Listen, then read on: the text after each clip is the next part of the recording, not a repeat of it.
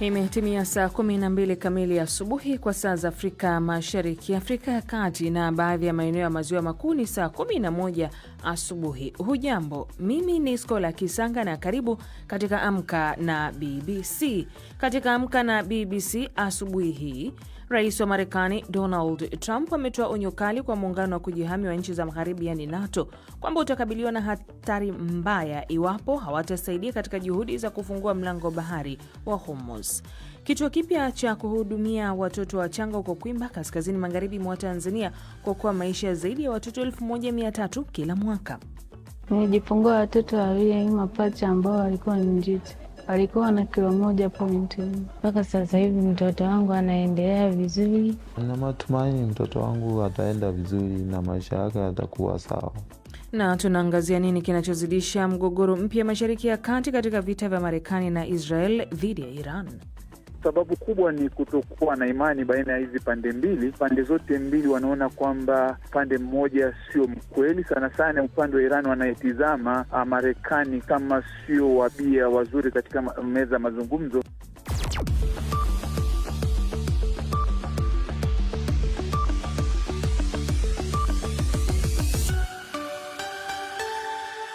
Jumatatu Machi 16, lakini kwanza Phyllis Mwate huyu hapa na kusomea muktasari wa habari za ulimwengu. Phyllis, karibu. Shukran Skola na karibu msikilizaji. Rais wa Marekani Donald Trump ametoa onyo kali kwa muungano wa kujihami wa kijeshi wa NATO, akisema kuwa muungano huo utakabiliwa na athari mbaya sana iwapo wanachama wake watashindwa kusaidia kufungua mlango wa bahari wa Hormuz. Alisema hayo katika mahojiano na gazeti la Financial Times, huku akiongeza shinikizo kwa nchi za Ulaya kujiunga na vita vyake dhidi ya Iran. Trump pia alisema kwamba anaweza kuahirisha ziara yake kwenda China ikiwa China haitasaidia katika juhudi za kufungua njia hiyo ya bahari. Milipuko imeripotiwa katika maeneo mbalimbali ya mji mkuu wa Iran, Tehran, huku moshi ukionekana karibu na uwanja wa ndege. Jeshi la Israel limesema linafanya mashambulizi makubwa dhidi ya Tehran, huku vita hivyo vikiingia siku ya 17. Jeshi la Marekani nalo limesema kwamba uwezo wa kijeshi wa Iran umepungua, lakini Iran imeendelea kufanya mashambulizi ya kulipiza kisasi kwa kutumia ndege zisizo na rubani na makombora dhidi ya washirika wa Marekani kote Mashariki ya Kati. Kiongozi wa upinzani nchini Uganda, Bobi Wine, amethibitisha kwa BBC kwamba yeye na familia yake wameondoka nchini humo baada ya kujificha kwa karibu miezi miwili. Alisema ilikuwa wazi kwamba kile alichokiita utawala ulitaka kumwondoa au kumuua. Bobi Wine alipinga matokeo ya uchaguzi wa urais wa Januari ulioshindwa na kiongozi wa muda mrefu wa Uganda, Yoweri Museveni. Najua kwamba hata kama niko nje ya Uganda bado siko salama, kwa sababu ninajua ninatafutwa na utawala ambao pia una uwezo wa kufuatia maadui wake wa kisiasa popote pale walipo. Wherever they are. Na Israeli imesema kwamba itafungua kwa kiasi kivuko kikuu cha Rafa huko Gaza, kinachounganisha ukanda wa Gaza na Misri baada ya kufungwa mwanzoni mwa mgogoro wa sasa na Iran. Kivuko hicho kilifunguliwa tena mwezi wa Februari mwaka huu baada ya kufungwa kwa muda mrefu wakati wa vita vya Israel dhidi ya Hamas huko Gaza, lakini kilifungwa tena mapema mwezi huu kufuatia tathmini ya usalama iliyofanywa na Israel. Hii ni BBC. Muhtasari wa habari za dunia umesomwa kwako na mwenzangu Phyllis Mwate akiwa studio zetu za Nairobi.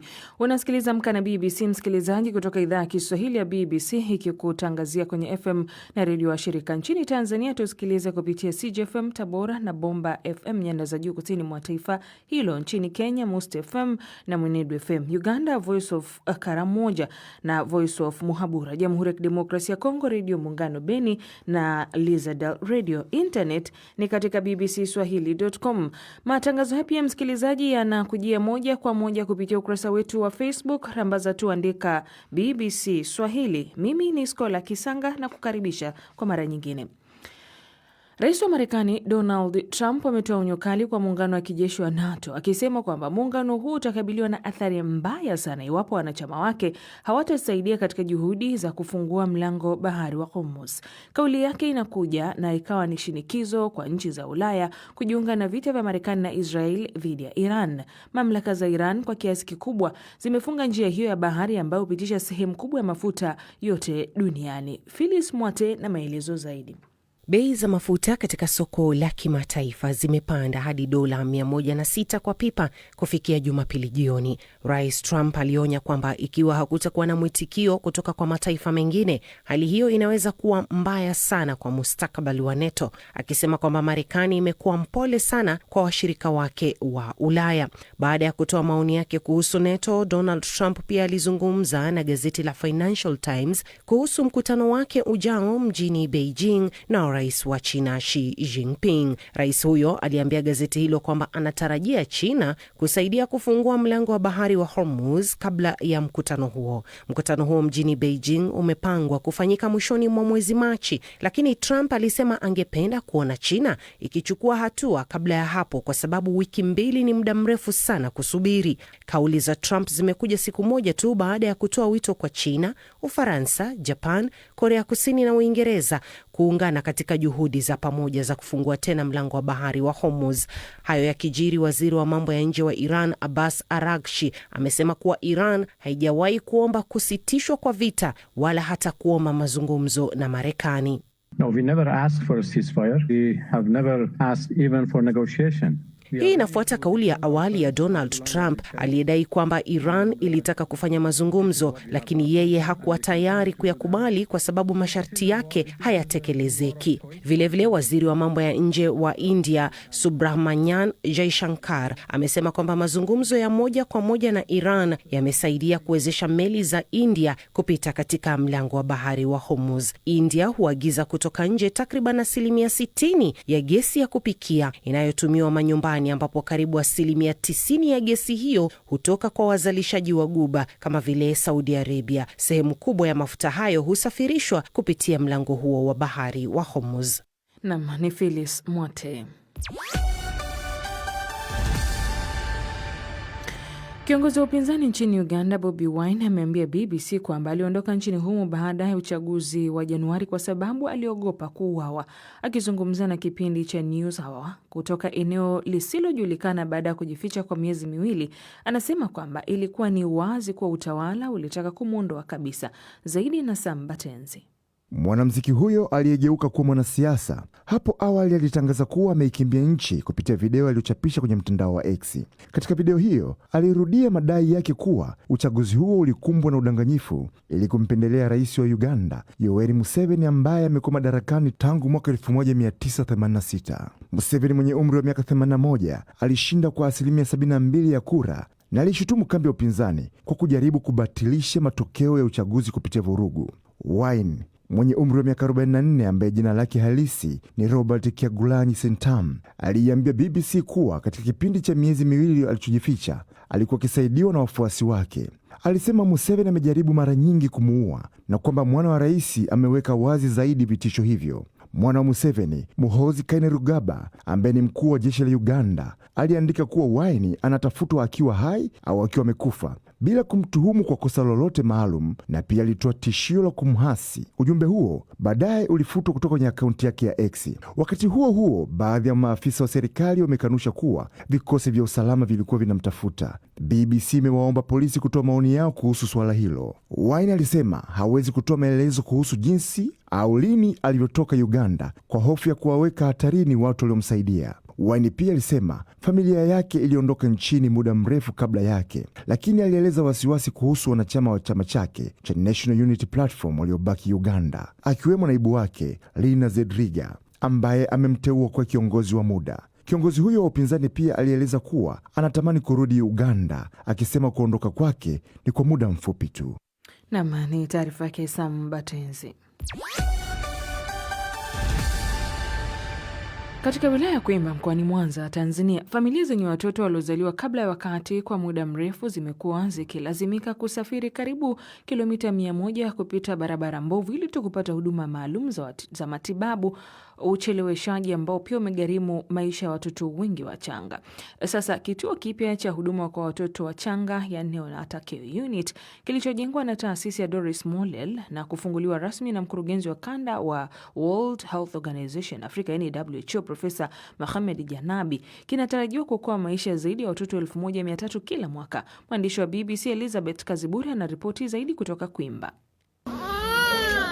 Ni wanajeshi wadogo wanaopigana vita vikubwa. Katika wilaya ya Kwimba, baadhi ya watoto huzaliwa mapema wakiwa na uzani mdogo sana, wakipumua kwa udhaifu, huku maisha yao yakiwa hatarini. Kwa miaka mingi, familia zilikuwa zinasafiri kwa umbali mrefu, karibu kilomita 100 kwenye barabara zisizo nzuri kuelekea Mwanza mjini, zikitafuta huduma maalum kwa watoto njiti. Lakini sasa kuna matumaini. Wilaya ya Kwimba imezindua kituo chake cha kwanza cha kutoa huduma maalum kwa watoto njiti. Kituo hiki kilijengwa na taasisi ya Doris Mollel na kuzinduliwa rasmi na mkurugenzi wa shirika la afya duniani kwa Afrika, Profesa Mohamed Janabi. Namba ya madaktari, ya wauguzi na vifaa vilivyokuwa pale vitaweza sana kupunguza hivi vifo vya watoto wanaozaliwa na kufariki mapema. Kwa hiyo ukiwekeza kule kwenye msingi ili kina mama wasitembee wakaweza kuokolewa pale, ni progress kubwa sana. Kwa mwanamke aliye nyuma ya maono haya, kituo hiki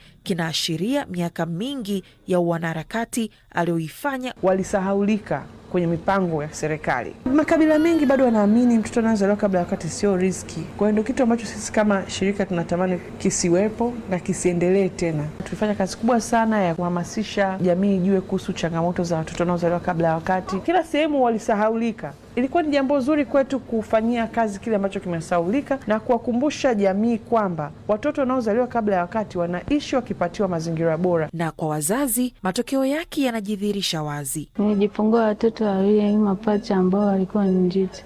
Walikuwa na kilo 1.4. Watoto walikuwa na shida ya kupumua, ndio maana manesi wakaniambia nikae hapa. Mpaka sasa hivi mtoto wangu anaendelea vizuri. Na matumaini mtoto wangu ataenda vizuri na maisha yake yatakuwa sawa. Kwa mujibu wa taasisi ya Doris Mollel, zaidi ya watoto 1300 wanatarajiwa kuokolewa hapa kila mwaka kupitia uboreshwaji wa huduma na upatikanaji wa vifaa tiba vya kisasa na kuleta tumaini jipya kwa familia nyingi. Kutoka Kwimba, kaskazini magharibi mwa Tanzania, huko mwenzangu huyo Elizabeth Kazibure. Leo Phyllis ndo kipa, mchezeshaji, kiungo mkabaji, yani ndo kila kitu. Twende tupe pa viwanjani. Na shukran sana Skola, na tunaanza na Tottenham Hotspurs kuponea chupu. Kocha wa klabu hiyo Igor Tudor alitoa ujumbe kwa wachezaji wake wa kutokata tamaa huku timu hiyo ikizidi kukabiliwa na mikosi ya kushindwa. Aliwaambia wachezaji wake kabla ya mechi yao dhidi ya Liverpool kwamba mnaweza kubaki na kulia au mnaweza kupigana. Na basi bao la kusawazisha la dakika ya 90 lililofungwa na Richarlison lililipa Tottenham sare ya goli 1-1 dhidi ya Liverpool. Wakati huo Wayne Rooney ameitaka Manchester United kumpa Michael Carrick kazi ya ukocha mkuu kwa mkataba rasmi na wa kudumu. Ushindi wa magoli 3-1 dhidi ya Aston Villa katika uwanja wa Old Trafford siku ya Jumapili ulifanya Manchester United kujitenga katika nafasi ya 3 kwenye Premier League. Na tangu ateuliwe kuwa kocha mkuu hadi mwisho wa msimu mwezi Januari, Carrick ameiongoza timu yake kushinda mechi 7 kati ya 9. Na katika mchezo wa tenisi, Jannik Sinner amekuwa mwanamume mdogo zaidi kukamilisha seti ya mataji ya viwanja vigumu baada ya kumshinda Daniil Medvedev katika fainali ya Indian Wells Masters. Mchezaji huyo nambari 2 duniani alimshinda Mrusi huyo kwa seti 7-6-8-6-7-6-7-4 katika mechi iliyodumu karibu masaa mawili chini ya joto kali huko California nchini Marekani. Na mashindano haya sasa nayozungumzia yalifanyika mjini Naivasha. Ni mashindano ya mwaka huu WRC Safari Rally na yalikamilika jana tarehe 15. Makala ya mwaka huu yamekuwa na kishindo na changamoto tele, madereva wakikabiliana na mvua na matope. Hisia kali zilitawala eneo la Hell's Gate wakati nyota wa Toyota Gazoo Racing Takamoto Katsuta alipovuka mstari wa mwisho kwa utulivu na kushinda taji lake la kwanza kabisa la World Rally Championship Safari Rally nchini Kenya. Na niangazie tetesi kwa kifupi tu. Manchester City, Liverpool na Arsenal, vile Borussia Dortmund wamekuwa wakimfuatilia kwa karibu beki wa Newcastle United na timu ya taifa ya England Lewis Hall. Skola, nakwambia wacha mimi nikome hapo. Sijui kama ulitazama mashindano ya Safari Rally. Niliona tu video za namna ambavyo madereva walikuwa wakiteseka kweli kweli kupita, wengine wanaonekana kusukuma gari, ngasema jamani, sukuma mlango si gari bwana. Shukrani sana msikilizaji, tukome hapo. Asante Phyllis.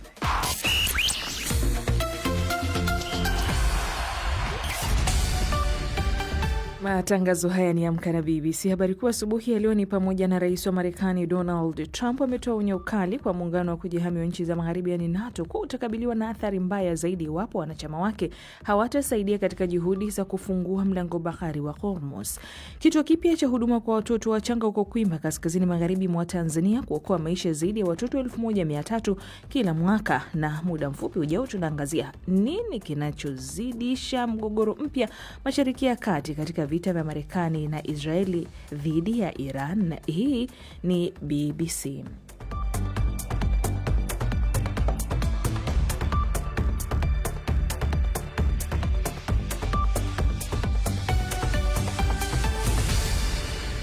Na msikilizaji, imetimia saa 12 na dakika 16 asubuhi kwa saa za Afrika Mashariki, sawa na saa 11 na dakika 16 kwa saa za Afrika ya Kati na katika baadhi ya maeneo ya Maziwa Makuu. Mimi ni Skola Kisanga.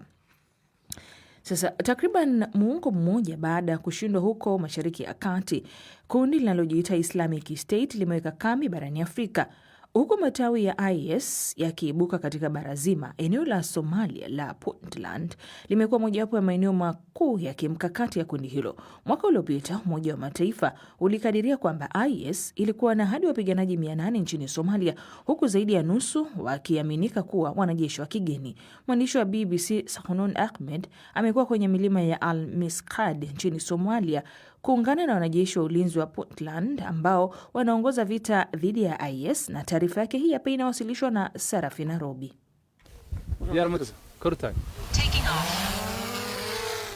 Kaskazini mashariki mwa Somalia, kundi la wanajeshi wamekusanyika wakitazama kompyuta ndogo.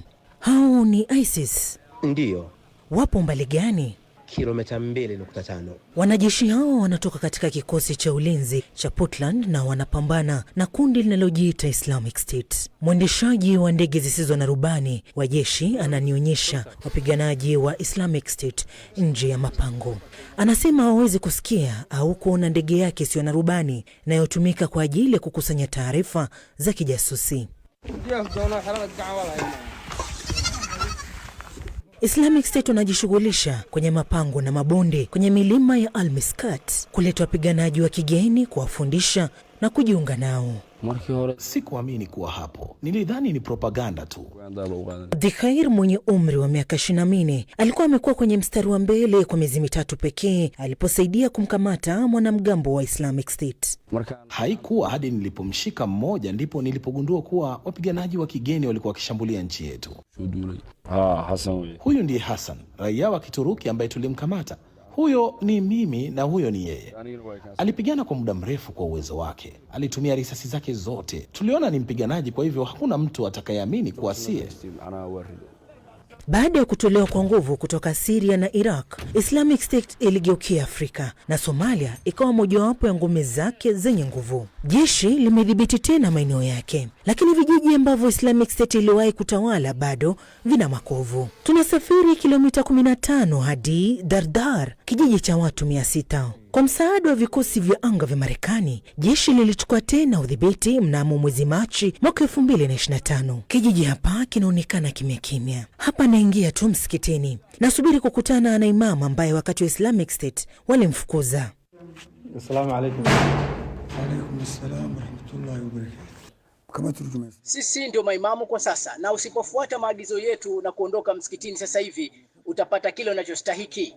Lielewa kuwa watanikata kichwa hawa au kuniteka. Walitaka madaraka, walikuja kutawala wakiwa na bunduki nyingi. Jeshi limesalia hapa sio tu kwa kuhakikisha wanakijiji usalama wao, ila pia kuwa kizuizi kwa kambi za Islamic State zilizozagaa katika milima. Tuko pamoja na jeshi sasa na wanahama kwa vikundi vidogo vidogo kuelekea kwenye eneo jipya kukita kambi. Baadaye tuliambiwa ndege zisizo na rubani za Marekani ziliwashambulia wapiganaji walikuwa wamejificha kwenye mapango. Kundi la Islamic State linaonekana kuwa gumu kuondolewa nchini Somalia. Kuna hofu kwamba linaweza kujijenga upya na kurejesha ushawishi wake katika eneo lote. Hivi ni vita ambavyo jeshi la ulinzi la Portland haliwezi kushinda peke yake. Namni Sarafina Robi huyo na taarifa mwandishi wa BBC Sahnun Ahmed.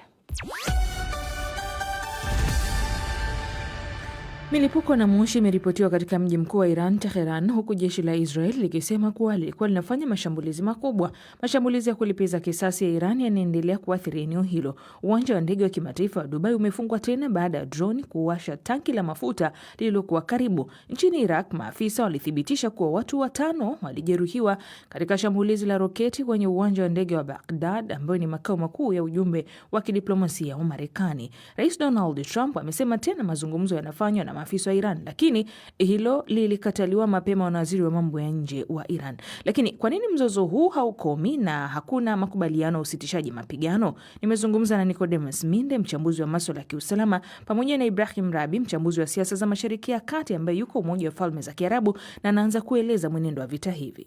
Ukweli kuwa kuna kile ambacho kinaonekana kwenye ulimwengu wa Kiarabu, na kuna ile wanasema kama kuanza kuizoea hali. Taharuki iliyokuwepo mwanzo wa vita na mashambulizi yaliyokuwepo yalikuwa imeleta hali ya taharuki eneo kubwa la Mashariki ya Kati. Licha ya kuwa hiyo hali imeendelea, nchi nyingi tu mpaka sasa zimeshindwa kukaa sawa. Nchi kama Imarati, nchi kama Iraki, Lebanoni, na baadhi ya maeneo ya nchi kama Saudi Arabia, Qatar, Kuwait, bado hali haiko sawa kwa sababu hakuna ishara yoyote ya maana inayoonyesha kuwa tunaweza kulimaliza hili, licha ya kuwa kumekuwa na kauli za pande mbili.